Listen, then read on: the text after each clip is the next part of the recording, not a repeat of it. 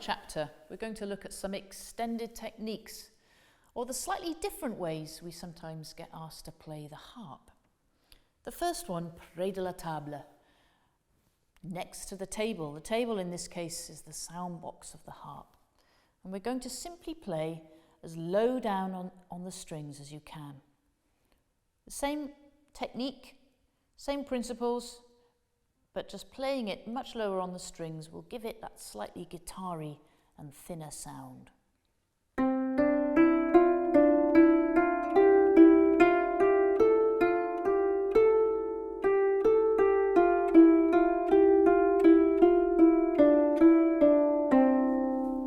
With the left hand, resting the arm on the side of the harp, same thing.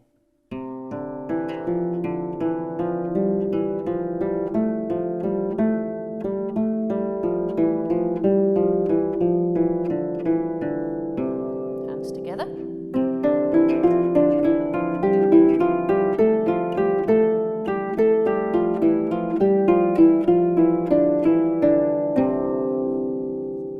You can also play P.D.L.T with chords.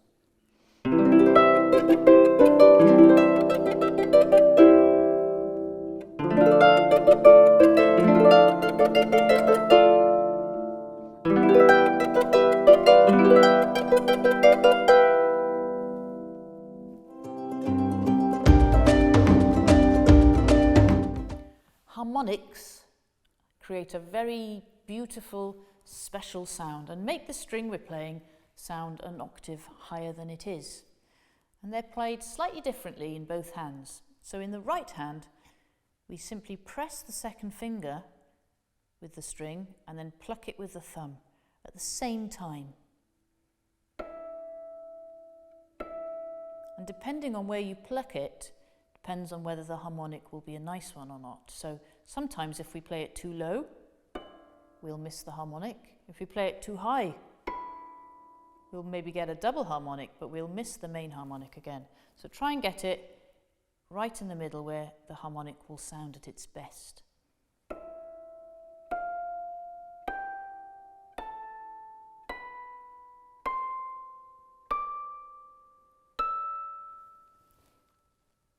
The left hand we play slightly differently. We're going to press the string with the side of the whole hand and then curve it round and play with the thumb.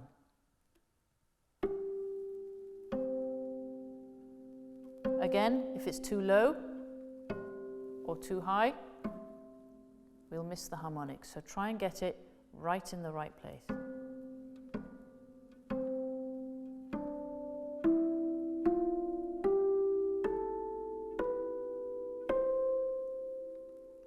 Sometimes in the left hand, we're also asked to play what's called a double harmonic. So two harmonics at the same time to create a chord. So when we do that, we just spread the hand a little bit wider to try and reach all the strings it needs to cover.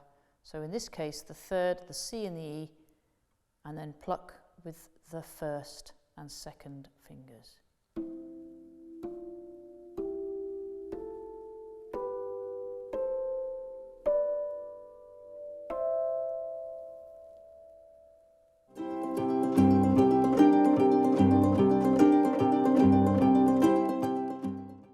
We can only play the next technique, a étouffée, in the left hand, and it's sort of like a damping technique as we play, and marked in the score with a little cross above the note. So we simply play with the thumb and a flat hand, and after we play each string, we damp as we play the next.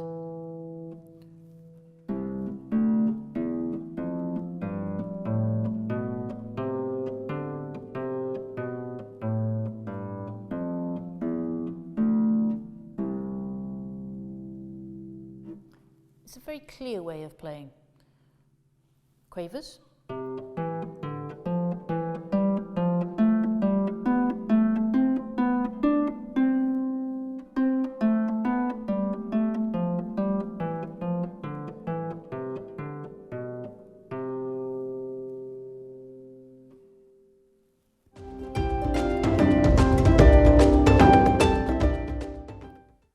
Glissandos are one of the most popular techniques you'll hear on the harp, and it's played by simply glissing or slipping from one string to another with normally the thumb or the second finger.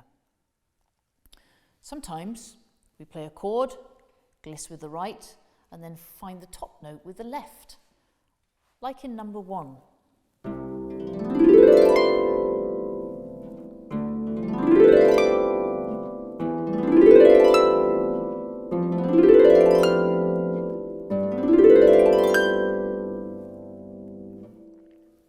And sometimes the other way. So we're going to start at the top with the thumb and all the way down to the bottom, playing the left-hand chord at the bottom.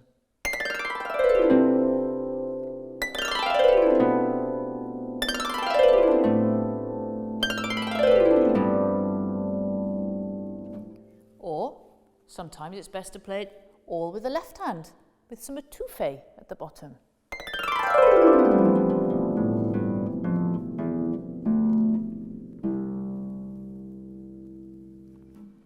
How about these little short ones? Left hand notes, right hand gliss.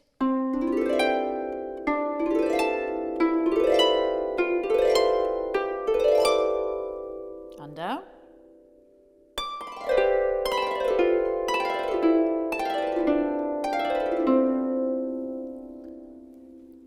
And sometimes, if the left hand's busy playing something else, we're asked just to play the gliss in the right hand alone. So then you have to try and find the notes. These short ones are just an octave. We're going to slide with the second finger and find the top note with the thumb.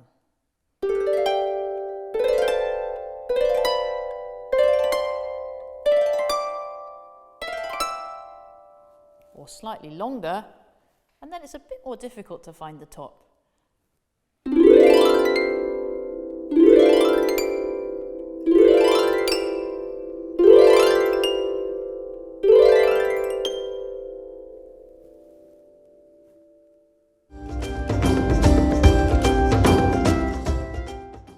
And finally, sometimes we get asked just to knock the soundboard of the harp. And there are actually different ways and different sounds we can make from different positionings and placings of the fingers and the knuckles on the harp. Sometimes we can knock with our knuckles. We can knock with the whole hand. Or if it's a very light effect, sometimes just using the fingers can be quite nice.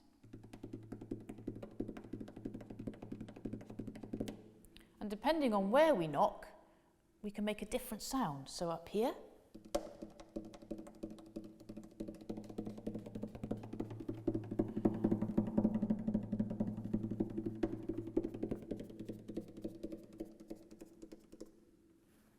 so I've just written some exercises with different symbols for different kinds of knocking, but you can make up your own.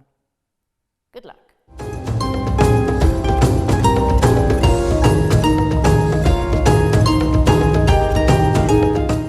I hope these videos have been some help to you. I've always believed that the foundations of a good technique are the same for all of us, but once mastered, we can adapt them and make them our own. In Wales, we don't play the harp, we sing the harp, Canir Delyn. So good luck making those harp strings sing.